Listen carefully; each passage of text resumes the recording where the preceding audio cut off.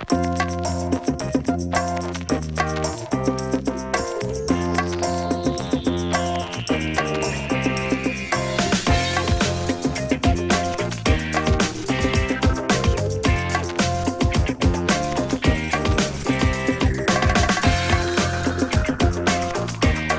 to the first Creative Morning Geneva.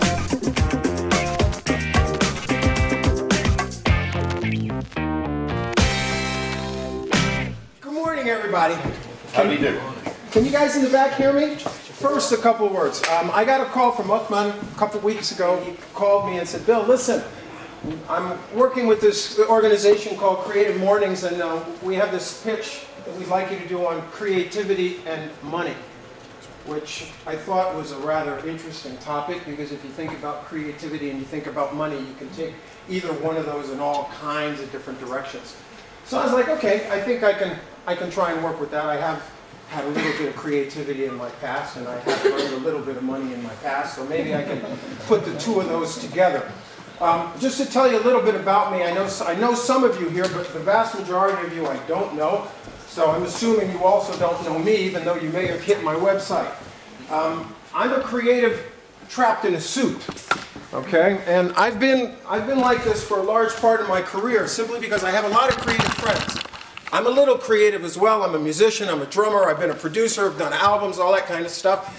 But what I discovered early on is a lot of my friends who were musicians and artists, whatever, were super creative people, much more so than me. But most of them, or many of them, couldn't sell their way out of a paper bag. So they were creative as hell, but bank accounts with like 10 francs in them, okay? So the notion is, I thought, well, maybe I might be able to bring something to bear, and I did this in the music industry, which is helping some of my friends who perhaps were not the sales guy that I like to think I am, taking their creative output and then selling that creative output and then giving them in return part of the money that I had made. Okay? Some cases a lot of the money, in some cases a small share of the money, depending on how hard I had to work to get that money. All right? So I've been able to dance on both sides of the fence. I've been in the creative world. I've also worked, as I currently do work, as a consultant for several multinationals, both here in Switzerland and in other parts of the world. So I have, if you will, one foot perhaps in each world, and I've done that for quite some time now. So when I was asked to talk about creativity and money, I thought maybe it might be a topic I might be able to say a few words about. Now I've only got 20 minutes, so I'm going to keep it short and sweet, hopefully.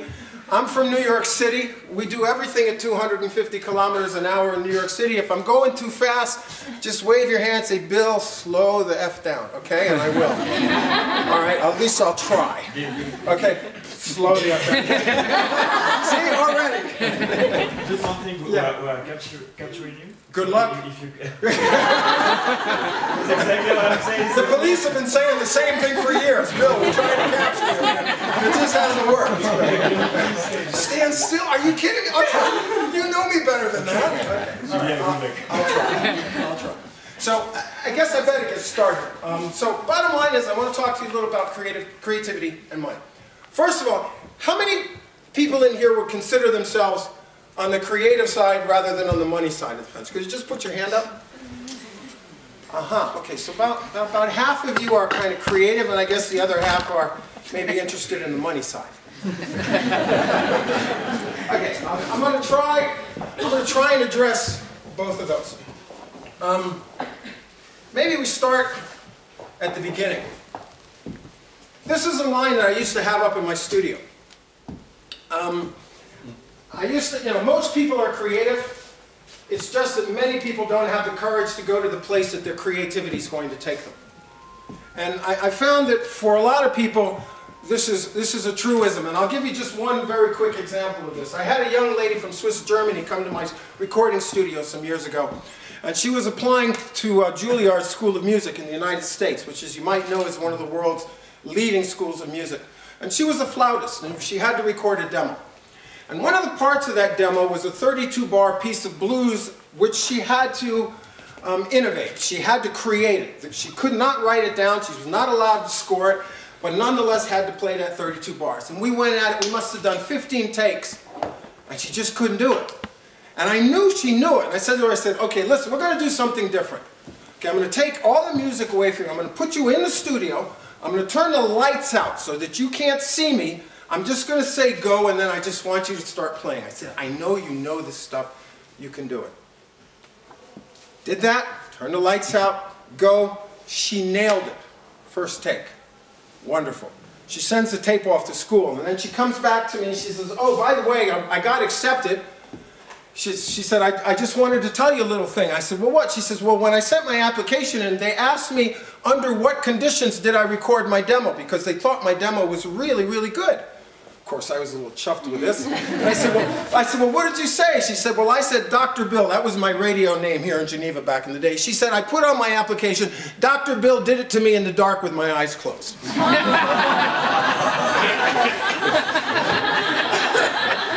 What can I say? It worked, okay? She got into Juilliard. But the bottom line is, you know, many of us were not raised to be creative. But I like to think that we're all creative. I could be wrong. That could be a delusion. But you need to dare to dive deep, and that requires courage. Okay? That requires you going someplace where you probably don't go all the time. Because the truth is, if you want something that you don't have, the chances are you're going to have to go somewhere and do something that you haven't done before to get it. Bottom line. So dare to dive deep. Have the courage to go where most people don't bother. You don't need a lot of money to be creative.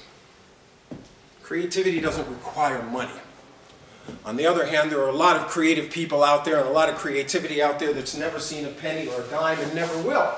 Okay? But the interesting thing is a lot of people didn't become creative. That's something I hear. Well, I want to become creative. As if something, you know, you can go to school and take a course and 6 months later you come out with a certificate that says, I'm creative. I'm not sure it works like that. Okay.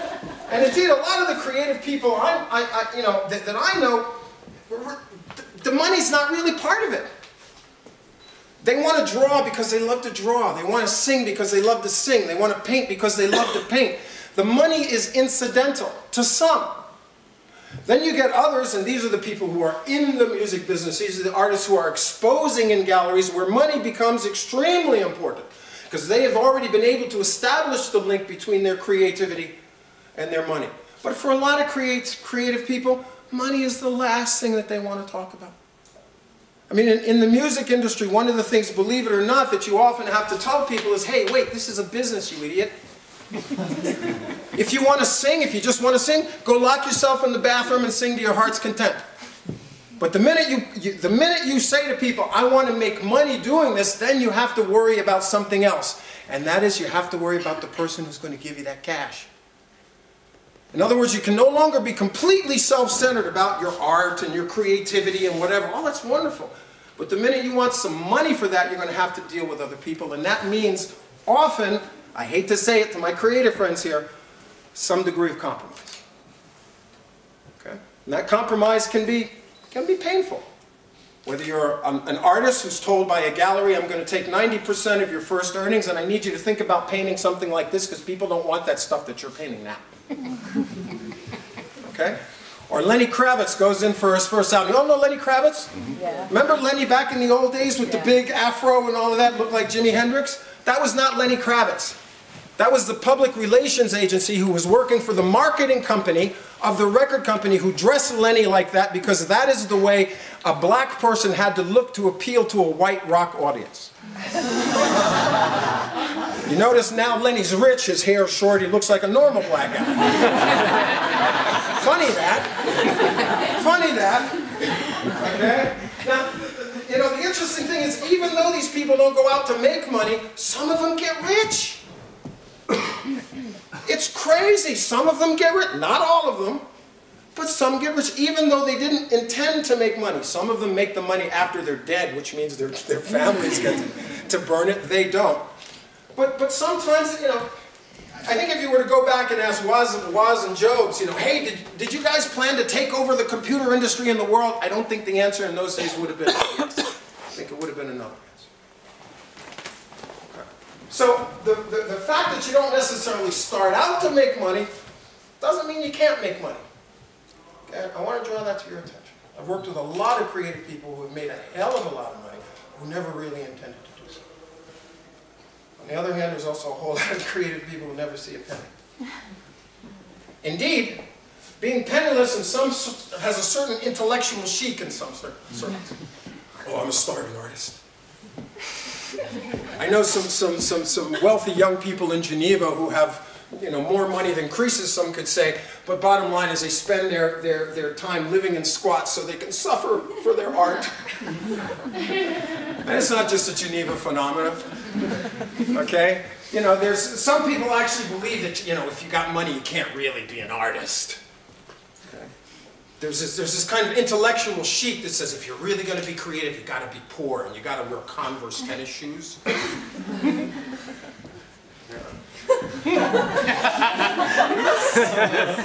Gross. Don't feel bad. I almost put mine on this morning and I was like, nah, don't do that.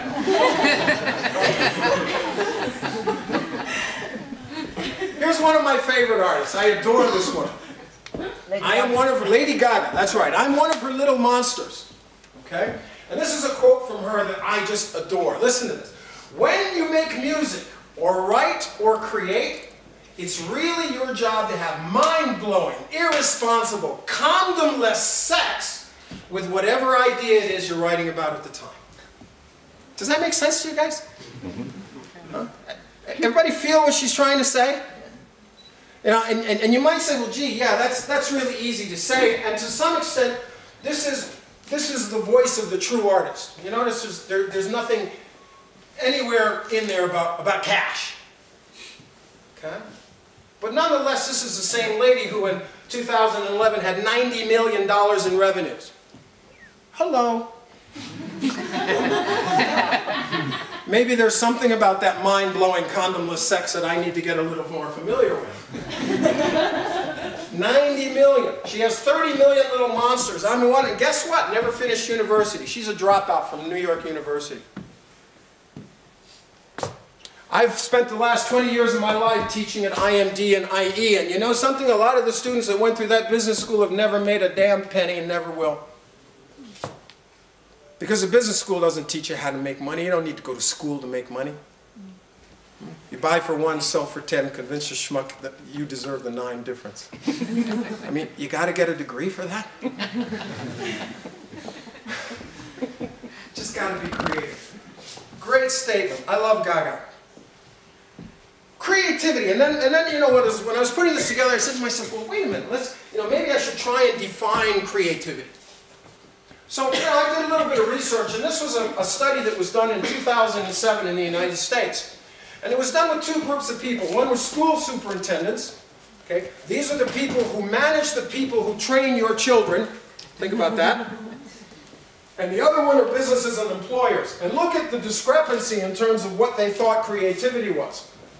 Okay? Probably the only thing that where they kind of agree, more or less, is the integration of knowledge across different disciplines. I don't know what the hell that means. Integration of knowledge across different disciplines? This is, you know, okay, maybe kind of. Or comfort with the notion of no right answer. Look at this. Okay, business says it's important. People in business say, wait a minute, so it's important that you be comfortable that you don't have the right answer. Because maybe it's not about the right answer, maybe it's about asking the right questions. Okay? But what I want you to see is there's a huge dichotomy between what our kids are being taught and what employers would like our children to be able to do. Just one comment. Now this is dated, this is 2007. I find this whole approach to creativity scary, personally. So I looked for some other definitions and another source. This one is a little more modern. It's 2012. Okay? And in terms of what is creativity, here they're more talking about people with a fixed mindset, and I'm not going to read these to you. You guys can all read. If it's too small for anybody in the back, let me know, and I'll be glad to clarify. Can't read a thing. Can't read a thing. Okay, fixed mindset. These are people who are certain about what they're doing. I know I got the answer. Okay, the creative mindset is flexible. Here it's closed to new information. Here it's open to learning. I won't take you through all of these because it'll be posted. You'll have it, and I'm already running a little bit short of time. Assessing and judging ideas. Notice the word judging. Developing unique and useful ideas. They're really two, I won't say 180 degrees apart, but they're two different worlds, two different ways of viewing the world.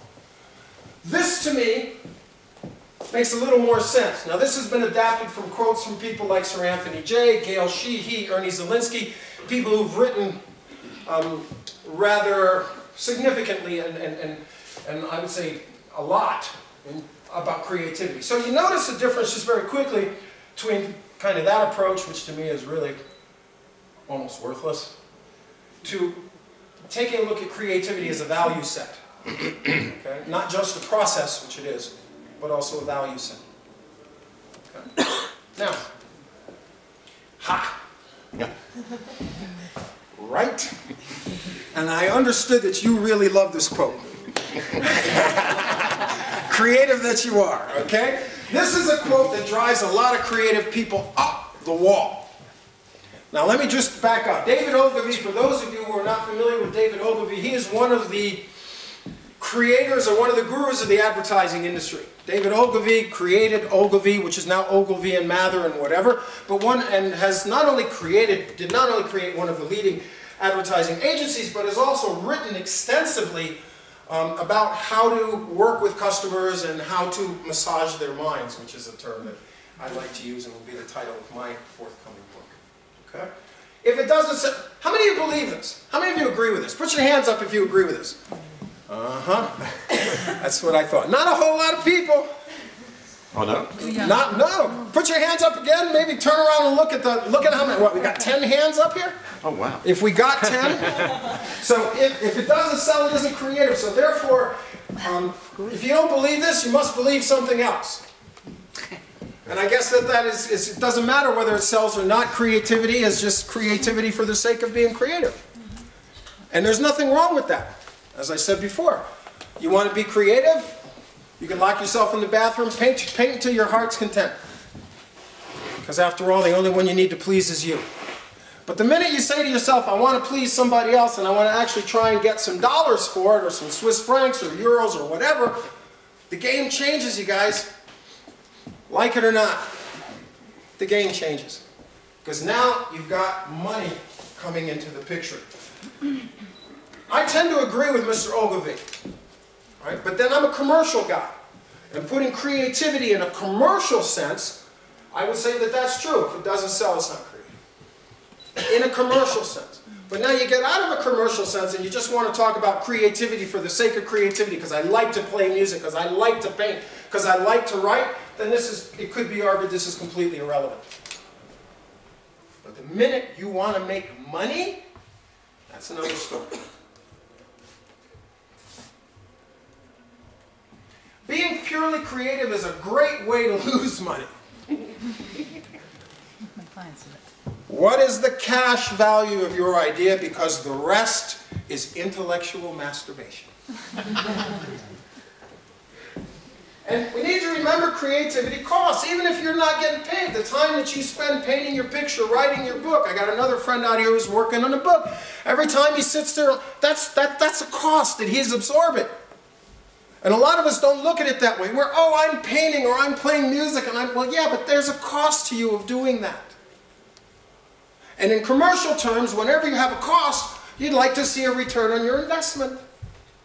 So then the trick becomes, okay, with all this time that I'm spending doing all this creative stuff, how do I make sure I can pay my rent? Let alone drive a Mercedes or an Aston Martin or whatever your dream car may be. Okay. I'll give you a couple of examples here.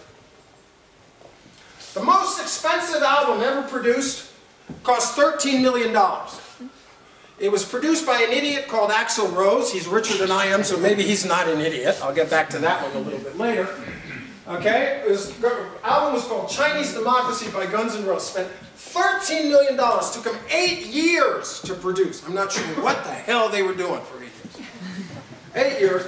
It went platinum or gold in all the major markets, but it only sold 3 million copies. I mean, you can do the math yourself. Okay? So you might be saying, okay, well that's an okay return on investment. Really? Check this one out. The budget for Thriller, which is the best-selling album of all time, still today, was $750,000. Now, some of you are saying, yeah, Bill, well, wait a minute, this was in 1970 or 1980 terms, and if you equate the dollars, and actually it comes out to $1 billion, something. Whoa, whoa, whoa, whoa, whoa. All I'm interested in is what was the return on investment on $1 invested in this project versus $1 invested, versus $1 invested in this project. Everybody with me here? Yes. Okay? And it's still selling. Some 20 years later, it's still selling. Michael's dead, for crying out loud. Quincy's on the verge of checking out. The album's still pumping out. Is there anybody in here who's never heard? You've all heard Thriller. Okay. Quincy Jones, by the way, is one of the world's leading music producers. Those of you who might not be familiar with Quincy. Mostly known for actually jazz and classical, more so than pop music. So, in some cases, people have spent a whole lot of money. In some cases, a little bit less money. And in some cases, I want to show you one of my favorite examples, almost no money at all. Now, hopefully this is going to... فايز اعمل لك معايا سندوتش جبنه. Just you know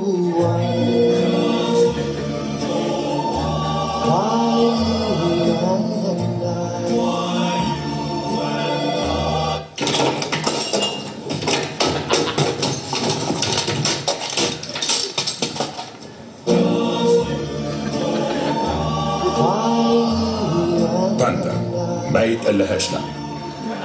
صباح الخير يا استاذ تخفيف. يلا يلا عشان الفطور. جايبه لك النهارده سندوتشات جبنه. لا والله ماليش نفس. Just you know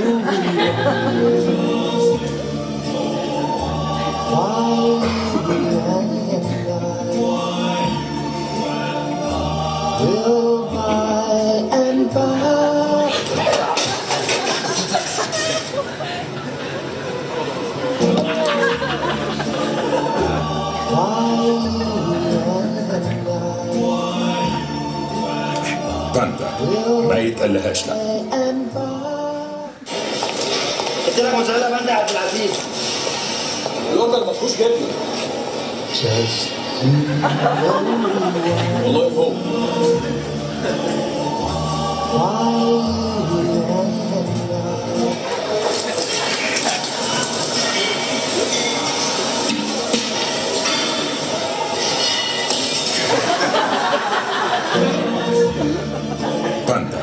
ما يتقلهاش لا. ايه ده؟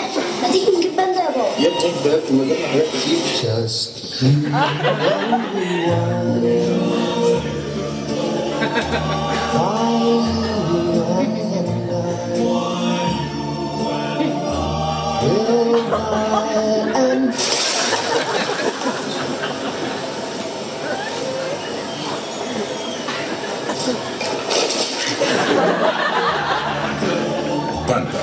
ما يتقلهاش لا.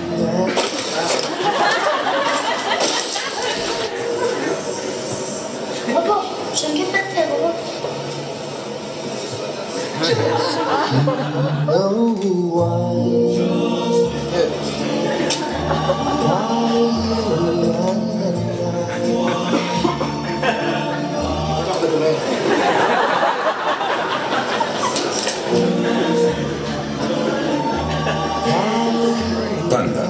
ما يتقلهاش لا.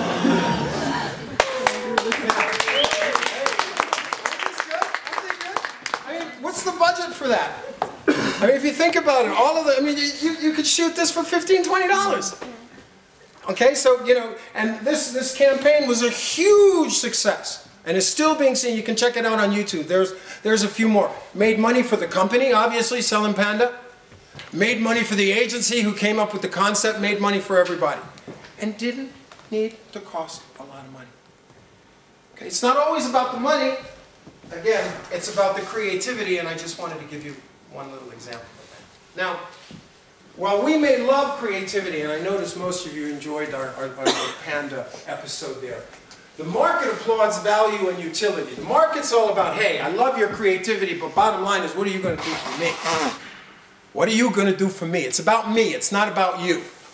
So no matter what you do, what you paint, what you draw, what you write, what you sing, what you play, what is that going to do for me? And this is, as a creative person, something you need to always keep in mind. That it's not just about you. You need to remember also that creativity and innovation are not the same thing. People pay for innovations. Sometimes they'll pay for creativity. Not very often. Creativity is a process. Innovation is an output. Okay? Remember that. And what most people are willing to pay for is the output, because it's the output that generates the utility for them.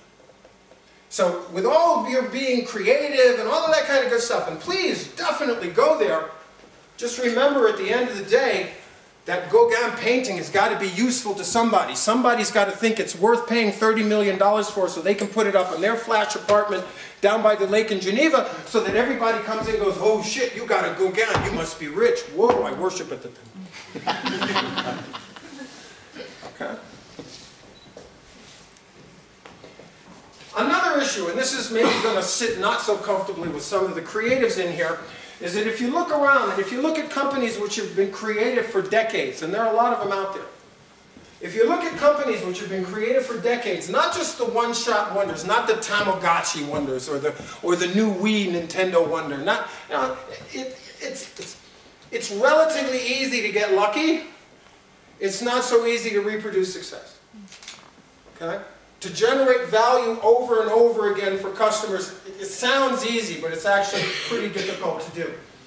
But the companies who have been able to do this have a process.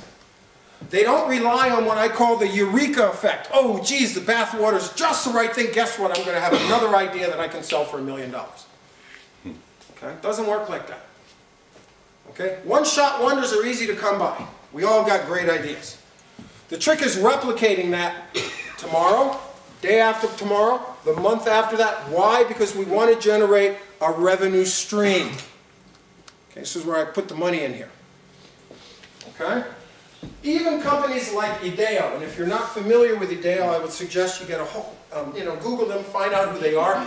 IDEO is one of the world's largest independent innovation and product development companies. Apple's mouse was designed by IDEO, for example.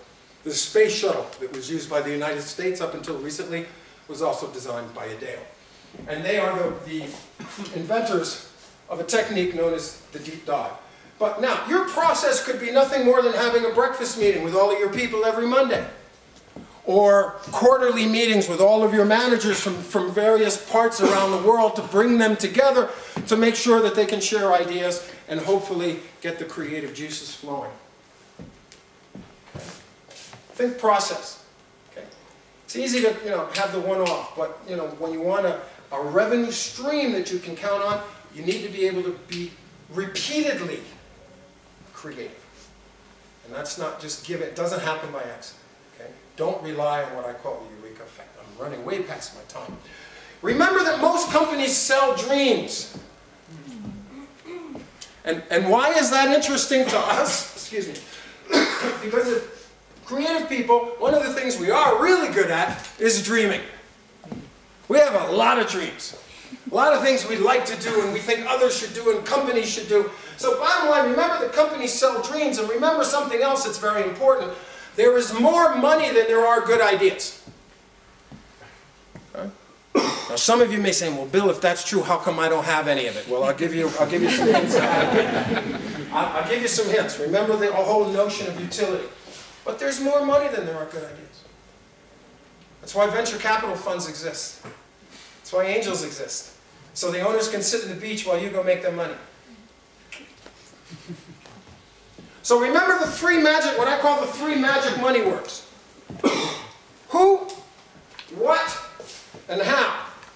And actually, if you were to spend $80,000 and go get a business degree at London Business School, your strategy professors would tell you that business strategy, basically, all business strategy, can basically be reduced to these three questions. Who do you want to serve? Who's your target customer? Okay, so you're painting. So who do you want to buy the book? Who do I want to buy my album? Okay, Troy Carter is Lady Gaga's manager. Her new album will not be an album. Lady Gaga's new album is going to come out as an app. Okay? Who is Troy Carter targeting as the customers for that app? And trust me, the market research has already been done. They know exactly who they want to talk to. Okay? So who, what? What are you going to offer them? What we call in business the value proposition. What are you going to put on the table and say, hey, you want this, don't you? What is that going to be? And then the third part is how are you going to differentiate what you do from all the other crazy stuff that's out there? Okay? Why should I come to you? The three magic money words, what I call the magic money words, who's it for, what's it going to do for them, and how is it going to be different from anything else out there? What you need to do is marry creativity, desire, and money. Okay? Now, those of you who are interested in getting into the arts and making money into the arts, I suggest you do a little bit of research on the psychology of desire, because that's a very fascinating field. I've spent a fair amount of time researching it. That's not my topic to talk about today. But if you can marry these three together, you have a good chance of laughing all the way to the bank. Okay? This is being proactive. You can't expect it to happen. You have to make it happen. Okay? Marry creativity, desire, and money. And maybe a couple of final points, if I may. With all that you're doing, remember to have fun. Why? You're more productive when you have fun. You're more creative when you have fun. And this is not Bill Carney. You can check the research. You're more productive. All right? You're more efficient. You're more effective when you're having fun. And this one thing that's always blown me away is I walk into a lot of big companies and, walk around and everybody's quiet and so serious. You know why they're quiet and serious? Because they're all pretending to do something useful. If you were really doing something useful, then you don't have to be all quiet and useful, because you don't have to hide. So have fun. Dance your own dance. Don't dance somebody else's dance. Dance your own dance. We're all unique. Yes, there's a lot that we all have in common, but at the end of the day, every single one of you in here is unique. There may be a value in your uniqueness. When I say value, I mean market-based value, if you bother to try and explain it. Dare to dance your own dance. Don't do the same, excuse my French, don't do the same tired shit that everybody else is doing. Any idiot can copy. Any idiot can copy. Everybody remember Yoda from Star Wars, the little green guy with the ears? Right? And he says to Luke Skywalker, when Skywalker was trying to lift his ship out of the mud, and he almost got it and fell back, and Yoda looks at Skywalker and he says, don't try, do. Now, in the sense of creativity and money, this is getting easier thanks to Kickstarter. We started a company not so long ago, maybe about a year ago. Just went to Kickstarter first time, told the market, we need 50,000. Market gave us 50,000. We used that money to do the first run of the product. The product is called Waka Waka Solar Light. Waka Waka as in Shakira, Waka Waka. Waka Waka Solar Light. We recently went back, like a month and a half ago, and we said, hi guys, us again.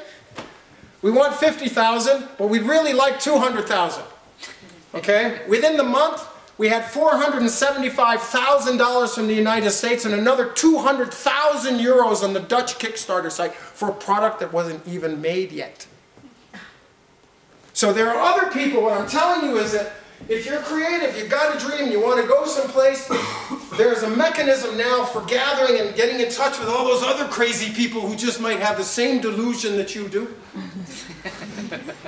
and are willing to jump on your train and see if it actually gets to the destination. Okay. So it's easy for me to say this now because, hey, guess what? There is a support mechanism. We've used it. It works. And don't let anybody tell you that if you're a Swiss company or a Dutch company, you can't use Kickstarter. That's bullshit. We just did it. Okay.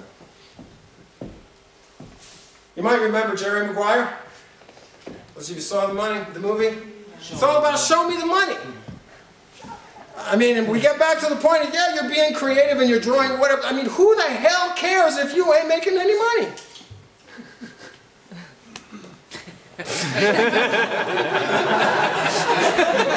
I didn't look at you when I said that.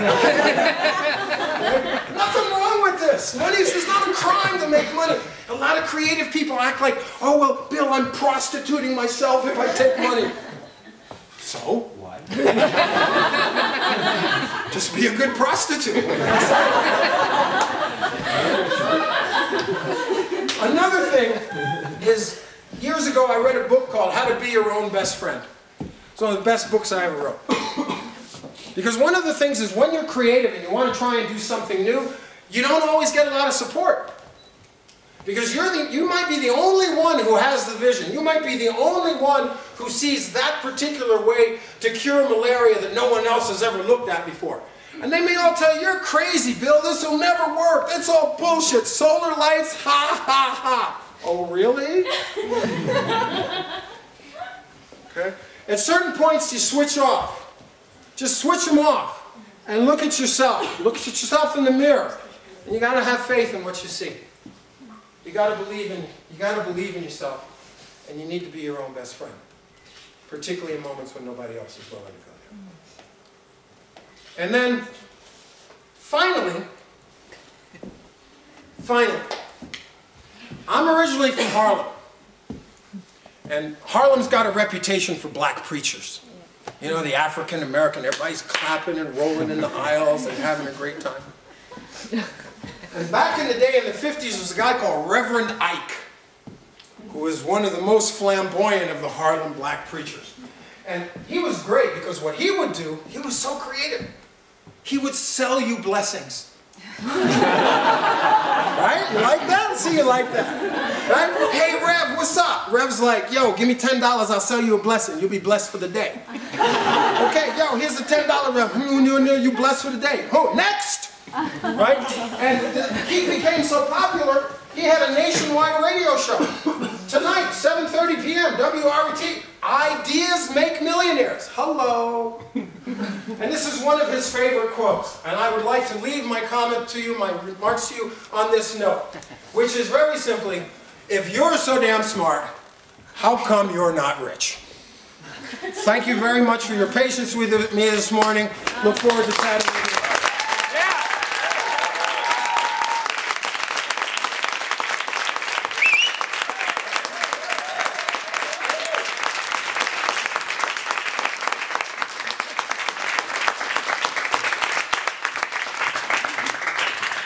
Any questions? Anybody got any questions or rotten eggs or anything? All right, who has questions? Any questions? Raise your hands. Come on. All clear? Everybody's shy around here, right? Yeah, I have one question. Can you give some advice to creative people here on how to evaluate a price when it's the first time for them to have a client or a customer like this? Because I know there is many creatives here which are youngsters and they always have this problem when they get the first client and they don't know how to evaluate the price of the creativity they will give. I'm going to try and answer that question with an example. And I've recently done the same thing again after swearing I would never do it. But anyway, a company calls me one day, I won't name the company, says, Bill, we got 300 managers we want to train. I'm like, cool. Can you help us? Marketing, blah, blah, blah. I'm like, yeah, sure, no problem. I said, but 300 is a big group. I said, we need to split it into smaller groups. Let's do 6 groups of 50 people. Guy goes, yeah, okay, that makes sense. And he says to me, he says, well, what are you going to, I said, so I talk a little bit about the content, and he says to me, how much? La question fatidique. How much? And I'm on the phone and I'm thinking, well, let's see, I'll take my daily rate, multiply it times 2, add 10%, 20% for company contribution. So I said to the guy, 12,000 a day, 5 days, 60,000. And he says, right then and there, done. And I said, say it.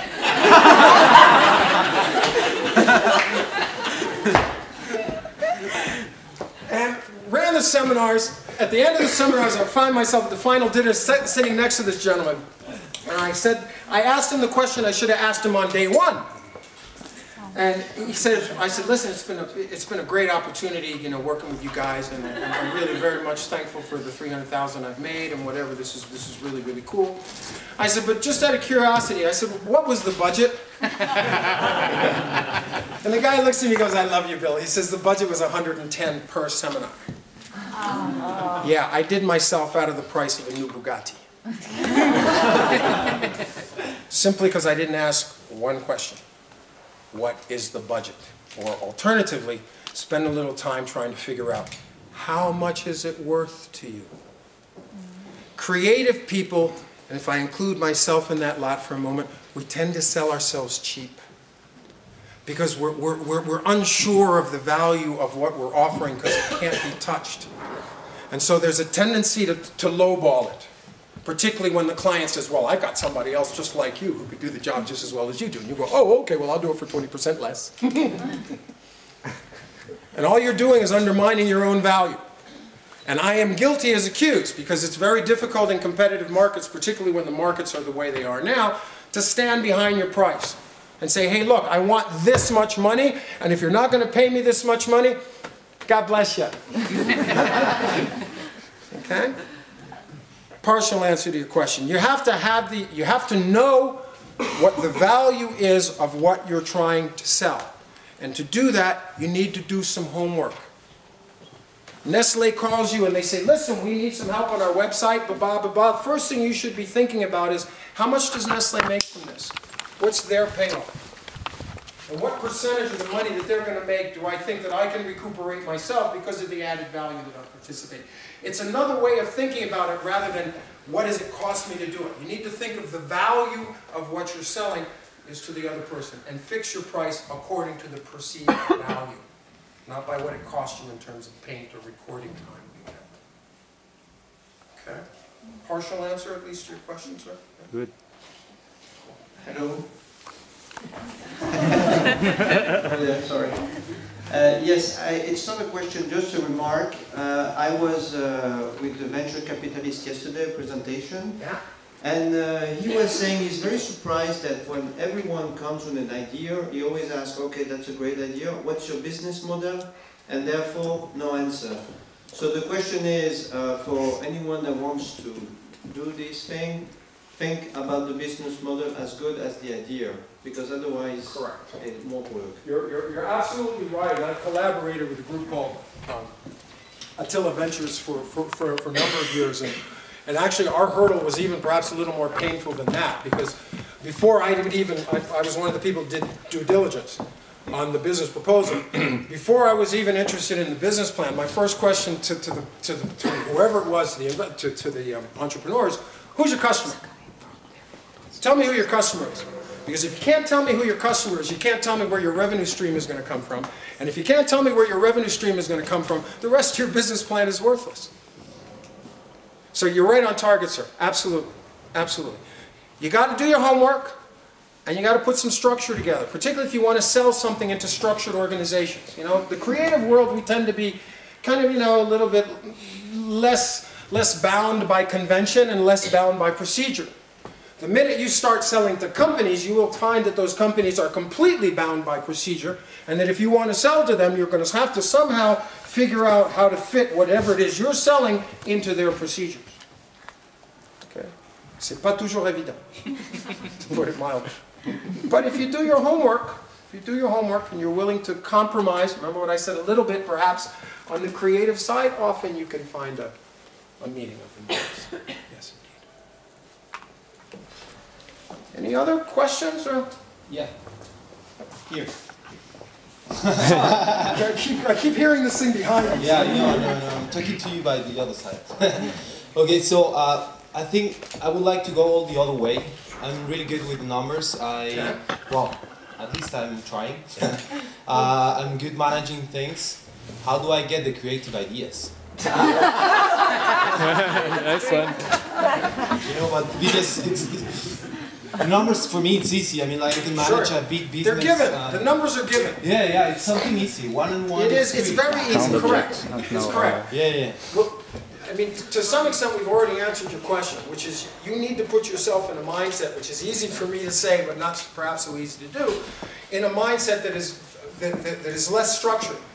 Okay, and to do that, you're probably going to have to start thinking about and doing things that you've never done before in ways that you've never done them before. Most of us are creatures of habit, and that becomes our comfort zone. I do this because I know it works for me, but that's not necessarily very creative. Most of the time, to be creative, you have to take yourself a little bit out of your comfort zone. Now, how do you do that? Visit some place you've never been before, preferably to a country where they don't speak your language, so you have to get somewhat creative in terms of how you communicate, right? Promise yourself to do something that you've never done before, that is a challenge. I'm not saying cross the street walking backwards, okay?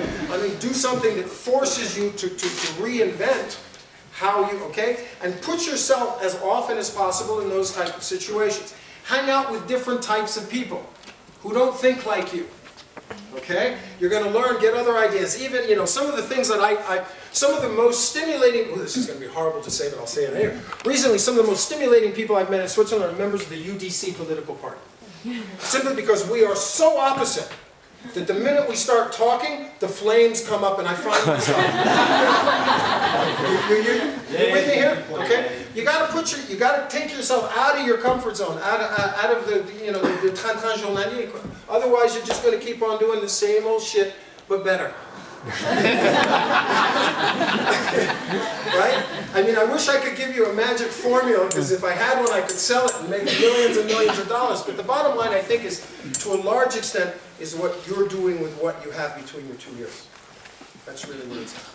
And you need to take those steps out into foreign places, into areas you don't normally go. That'll help you kickstart the process. Thank you. Pleasure. Sounds good.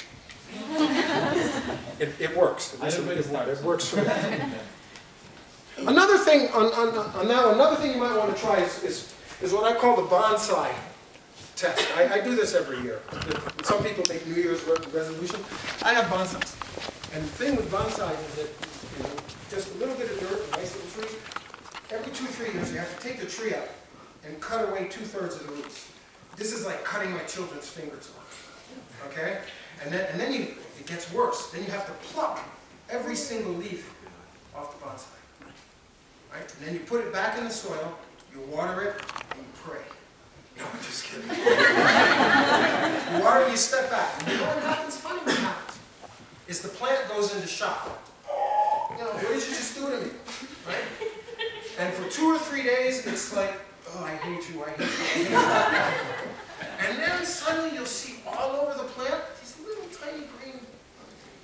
And 3 days later, suddenly, a week later, 2 weeks later, suddenly you've got fresh growth all over this plant. Some of the leaves in places where there weren't leaves before. You got me? Okay, we are a bit short of time, but let's just have a last question, right? Last question? Yeah? Okay, I don't know if it's possible, but is there any filter? You know, we all have dreams, as you said, but is there any filter like to help you to kind of filter out your dreams to prevent you from maybe really fail? I know it's like, just as you said, don't try, do it. I mean, yes, I mean, we all would like to do that, but for people who are already comfortable doing, let's say, office jobs, how would they make the decision and follow their heart, really do it? That's a very good question, and it's one that I've gotten often from my MBAs at IE over the years. And I guess there really is no easy answer to that one. But one comment that I usually make to my students, and I'll make it to you as well, which is that, you know, we spend so much time learning how to do various things. Learning how to drive a car, right? Learning how to take care of children, learning how to cook a meal, right?